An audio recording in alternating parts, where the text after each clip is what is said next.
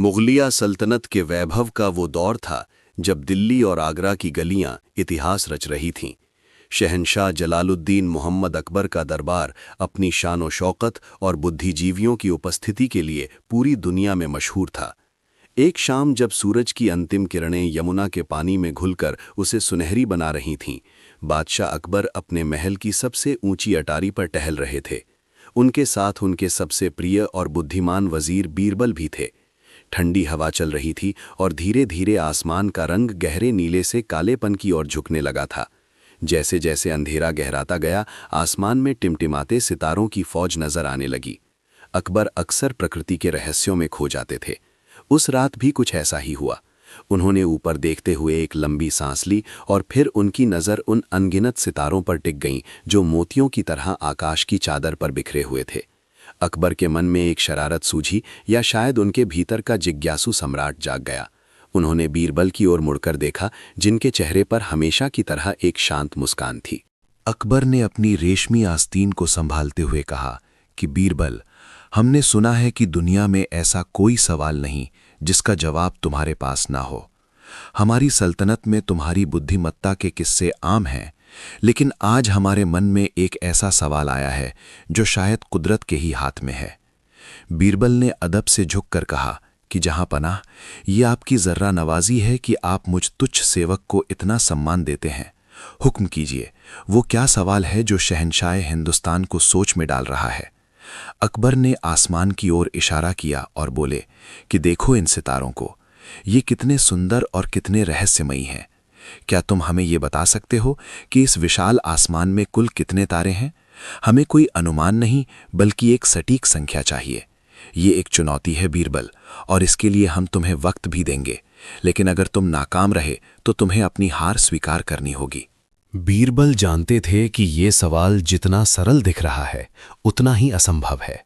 तारों को गिनना किसी इंसान के बस की बात नहीं थी, लेकिन वे ये भी जानते थे कि अकबर को नहीं सुनना पसंद नहीं था और वे बीरबल की परीक्षा लेना चाहते थे। बीरबल ने अपनी दाढ़ी पर हाथ फेरा और आसमान की गहराई को देखते हुए बोले कि जहां पनाह, ये कार्य कठिन अवश्य है लेकिन नामुमकिन नहीं। मुझे केवल कुछ दिनों की मोहलत और कुछ आवश्यक संसाधनों की जरूरत होगी। अकबर मुस्कुराए और उन्होंने बीरबल को 7 दिनों का समय दिया। अगले दिन से ही पूरे आगरा में यह खबर फैल गई कि बीरबल अब आसमान के सितारे गिनने वाले हैं। दरबारी, जो बीरबल से ईर्ष्या करते थे, मन ही मन खुश हो रहे थे कि इस बार तो बीरबल का फंसना तय है। वे आपस में कानाफूसी करने लगे कि आखिर कोई तारों को कैसे गिन सकता है। क्या बीरबल पागल हो गए हैं या फिर वे बादशाह को कोई नया मूर्ख बनाने का तरीका ढूंढ रहे हैं? बीरबल ने इन 7 दिनों में खुद को अपने घर में कैद नहीं किया, बल्कि वे शहर के बाहरी इलाकों का दौरा करने लगे। वे गडरियों की बस्तियों में गए, किसानों से मिले और कुछ खास किस्म की भेड़ों की तलाश करने लगे। उधर दरबार में बेचैनी बढ़ रही थी। 6ठे दिन की रात तक बीरबल का कोई अता पता नहीं था। 7वें दिन की सुबह जब दरबार सजा तो हर किसी की निगाहें दरवाजे पर टिकी थीं। बादशाह अकबर अपने सिंहासन पर विराजमान थे और उनके चेहरे पर एक विजयी मुस्कान थी। उन्हें लग रहा था कि आज बीरबल हार मान लेंगे।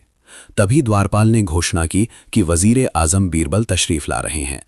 बीरबल दरबार में दाखिल हुए, लेकिन वे अकेले नहीं थे। उनके पीछे उनके सेवक 5 विशालकाय घने बालों वाली भेड़ों को खींचते हुए ला रहे थे। इन भेड़ों के बाल इतने घने और उलझे हुए थे कि उनकी खाल तक नहीं दिख रही थी। पूरा दरबार सन्न रह गया। अकबर ने हैरानी से पूछा कि बीरबल, हमने तुमसे आसमान के तारों की संख्या पूछी थी और तुम ये जानवर लेकर दरबार में आ गए। क्या तुम हमारा मजाक उड़ा रहे हो? बीरबल ने बड़े ही शांत भाव से सिर झुकाया और कहा कि गुस्ताखी माफ हो जहां पनाह, मैं मजाक क्यों करूंगा। आपने जो सवाल पूछा था उसका उत्तर इन भेड़ों के पास है।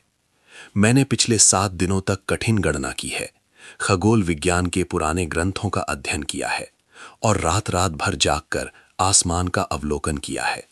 अंत में मुझे ये पता चला कि इस पूरे ब्रह्मांड में उतने ही तारे हैं जितने कि इन 5 भेड़ों के शरीर पर बाल हैं। बीरबल का ये जवाब सुनकर अकबर थोड़े हैरान हुए और दरबारी मुस्कुराने लगे। अकबर ने कहा कि बीरबल, ये तुम क्या कह रहे हो? हम कैसे मान ले कि तुम्हारी बात सही है? क्या तुमने इन भेड़ों के बाल गिने हैं? बीरबल ने बड़ी चतुराई से जवाब दिया कि हुजूर, यदि आपको मेरी बात पर जरा भी शक है तो आप अपने सबसे काबिल दरबारियों को बुला सकते हैं। वे पहले इन भेड़ों के एक एक बाल को गिन लें और उसके बाद आसमान के एक एक तारे को गिन लें।